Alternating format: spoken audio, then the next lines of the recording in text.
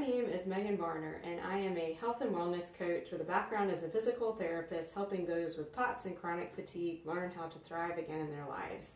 Today's video is going to be about how to navigate symptoms of lightheadedness, dizziness, heaviness, brain fog, muscle cramping, and high heart rate when you stand up, or especially when you are stuck standing for a while. These symptoms can be very common in those of us that struggle with POTS and other forms of dysautonomia due to the blood pooling in our abdomen and in the lower half or in our legs when we transition from sitting to standing, or if we're standing for a long period of time. Normally, our nervous system kicks in to constrict our blood vessels and push that blood flow back up to our heart and to our brain so that we do not have symptoms. However, when you have dysautonomia, including POTS, but also including things like orthostatic hypotension or neurally mediated hypotension, otherwise known as vasovagal syncope, you can have quite a bit of symptoms when you're stationary for a while. I've been navigating both POTS and vasovagal syncope along with hypermobile Ehlers-Danlos syndrome over the last decade or so, and have come up with quite a few ways to help combat these so that I can continue to enjoy my life and not worry about passing out or feeling funny when I go out. So I hope the tips I'm about to share are helpful for you. I will drop a comment first that it can be very helpful to talk to your doctor about other things that may be causing these symptoms, like drops in your blood sugar, as those of us that have dysautonomia are more sensitive to drops in our blood sugar as they send our body into a fight or flight response. We can also have some issues possibly going on with our inner ear, causing vertigo, which can definitely be provoked when you're changing positions, or especially when you're bending over and then standing back up quickly. And it's very important to rule out any possible cardiac complications or abnormalities causing something like an arrhythmia or difficulty with pumping blood efficiently throughout your body. So all of that said, I want to start with some techniques that I like to use when I have been seated for a long period of time. I do a lot more sitting now as a health and wellness coach than what I did as a physical therapist, so I've learned that one of the biggest tips is to try to get up and move on a regular basis if I can. If that is not able to be done, I like to employ some of these other techniques. So I'll start from down low and move up. You can use any and all of these techniques. I like to do a couple rounds of each one before I stand up so that my blood starts pumping and it's not pooled in my abdomen and in my lower half as much. So starting with just good old heel-toe raises or ankle pumps. Done a lot of those in my day as a PT. Ankle pumps are great because they get your calves muscles to be pumping that blood flow back up into the upper parts of your body and can definitely help with any puffiness or swelling that you have down there from the blood hanging out too much. The next one I typically do is squeezing my knees together. If you squeeze your knees together and that's not very comfortable, you can put something like a rolled up towel in between, or even use your hands. You can push your knees apart too. Typically squeezing them together, you get a little bit more of a oomph of pushing that blood flow back up, I've noticed. The next one that's very fun, actually, I think can keep you awake too, is doing a little bit of marching, and followed by doing some stuff with your upper body. So the upper body is kind of neat, where you can either do a pushing together like a prayer position or a meditation position, or a pulling apart, and you can even use your towel or your pillow for this, where you pull it or you push it together to make it a little bit more interesting. And last but definitely not least, and I'll talk a bit more about this with standing, is tapping into the power of your breath.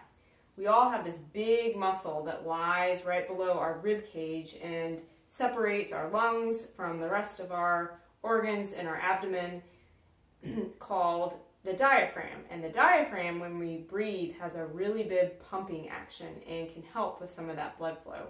So when we breathe in, it goes down, and when we breathe out, it goes back up. And doing a nice, slow, even paced breathing, as I've referred to in some of my other videos called resonant breathing, can help shift our nervous system into a state where it's better able to regulate our blood flow and can keep our heart rate lower, especially as we prepare to stand up.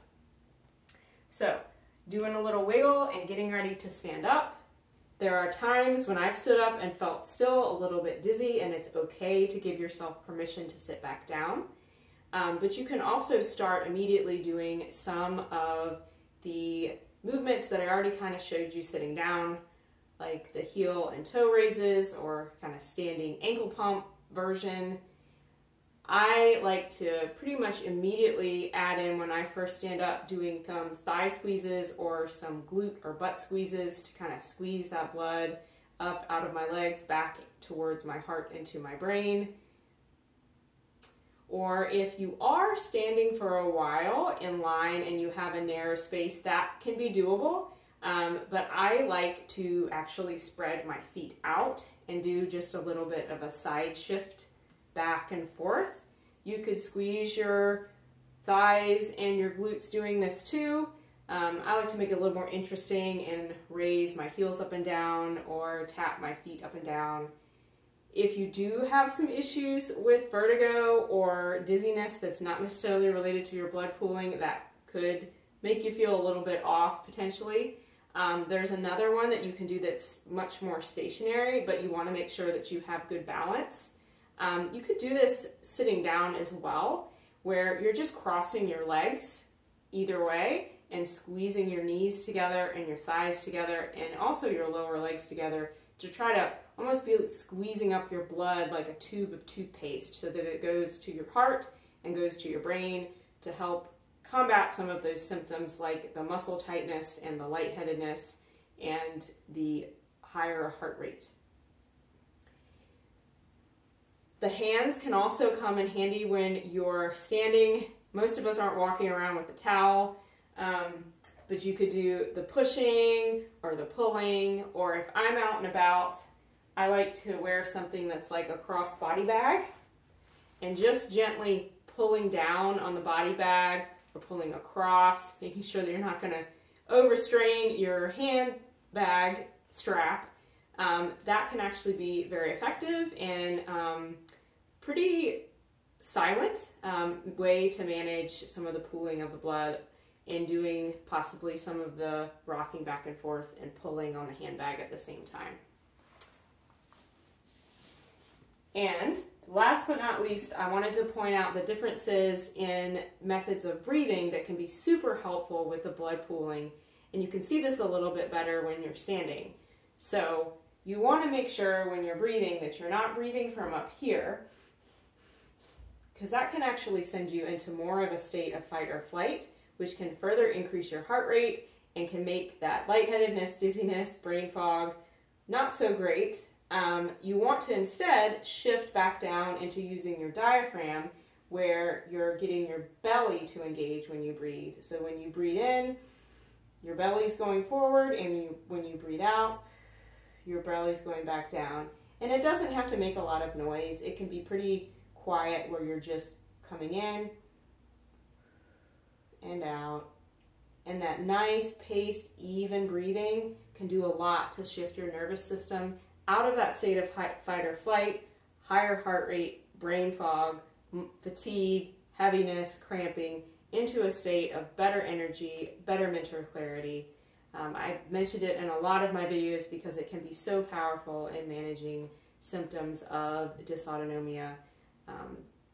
So if you would like more tips on how to manage your heart rate and your symptoms when you are standing or going from sitting to standing, and learning how to thrive on a day-to-day basis with POTS so that you can navigate your triggers and enjoy life without fear of fainting again, drop a comment below this video or send me an email at megan.varner@guidetoresilience.com. I'd love to talk to you more.